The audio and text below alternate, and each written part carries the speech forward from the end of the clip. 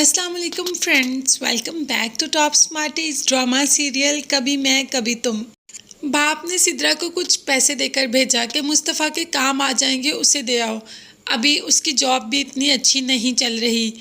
बाप ने कहा कि मैं उसको कभी भी चोर ना समझता, मैं जानता हूँ उसने चोरी नहीं की, मगर मैं मजबूर था क्योंकि रुबाब ने मेरे इलाज पर इतने पैसे खर्च किए कि मैं उसके सामने नज़रें उठाकर बात भी नहीं कर सकता। मेरी मजबूरी को समझो और मुस्तफ़ा से भी कहो कि मेरी मजबूरी को समझे। मुस्तफ़ा तो सिद्रा के आते ही चला गया। शर्जीना ने अच्छे तरीके से बात ज़रूर की मगर पैसे नहीं रखे।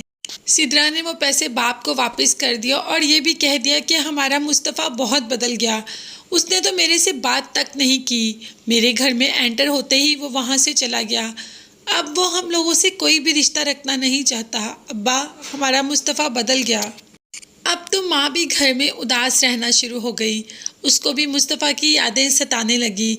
आज ही सिद्रा और अदील और बाप सबसे बात कर रही थी कि जब से मुस्तफ़ा गया है घर में रौनक ही ख़त्म हो गई। हमेशा घर में बोलता रहता, चहकता रहता था, अब तो घर में सन्नाटा हो गया, कोई बोलने वाला ही नहीं। मुस्तफ़ा की कमी माँ बाप और सिद्रा को तो सताने लगी, मगर अदील, उसको ज़रा भी एहसास नहीं कि माँ बाप को उनके बेटे की याद आ रही है या उसकी कमी महसूस हो रही है। बल्कि कह दिया कि अगर मुस्तफ़ा इस घर में वापस आएगा तो आप ये समझ लें कि मैं इस घर से चला जाऊँगा। अब आप सोचें, आप क्या चाहते हैं, मुस्तफ़ा या अदील? अब तो माँ बाप ना चाहते हुए भी मजबूर हो गए क्योंकि अदील घर का खर्चा चलाता है। वो जानता है कि बाप बीमार है और घर का खर्चा चलाने वाला कोई नहीं, और वो ये भी जानता है कि माँ बाप कभी भी मुस्तफ़ा को घर नहीं लाएंगे। ये तो एक इमोशनल ब्लैकमेलिंग ही हो गई जो अदील कर रहा है अपने माँ बाप के साथ। फ्रेंड्स, ये डायलॉग तो सबने सुना होगा कि गरीबी में जीना भी तो एक कला है। तो आपको शर्जीना और मुस्तफ़ा को देखकर इस डायलॉग का मतलब तो समझ आ गया होगा कि वाकई ही गरीबी में खुश रहकर जीना भी एक कला है, जो हमें मुस्तफ़ा और शर्जीना सिखा रहे हैं।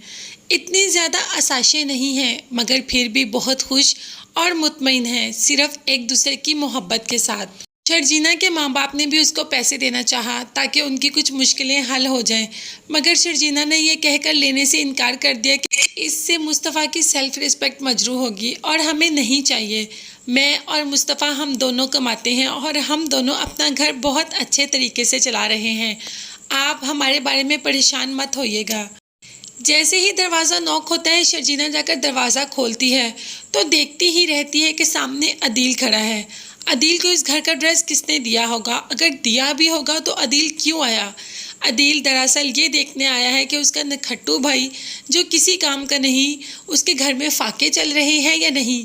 जब ये बात उसने की मुस्तफ़ा ने से, तो मुस्तफ़ा ने आगे से कह दिया कि मैं जैसा भी हूँ, मैं निखट्टू हूँ, मैं जैसा भी हूँ, मैं नहीं कमाता था, कुछ भी था, मगर मैं अपनी बीवी के बल पर आगे नहीं बढ़ा, मैं अपने बल पर आगे बढ़ा हूँ।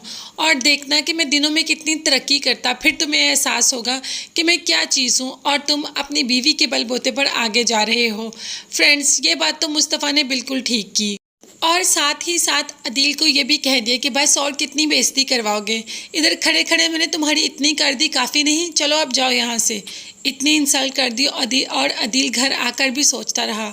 मुस्तफ़ा पे तो उसे इंतहाई गुस्सा आ रहा है, उसका बस नहीं चल रहा कि मुस्तफ़ा को किसी केस में अंदर ही करवा दे, मगर वह ऐसा कुछ नहीं कर सकता क्योंकि मुस्तफ़ा और शर्जीना बहुत अच्छी और साफ़ सुथरी ज़िंदगी गुजार रहे हैं। मुस्तफ़ा ने जो गेम प्लान बनाया था वो गेम प्लान सक्सेसफुल रहा और कंपनी ने उसको अप्रूवल भी दे दिया।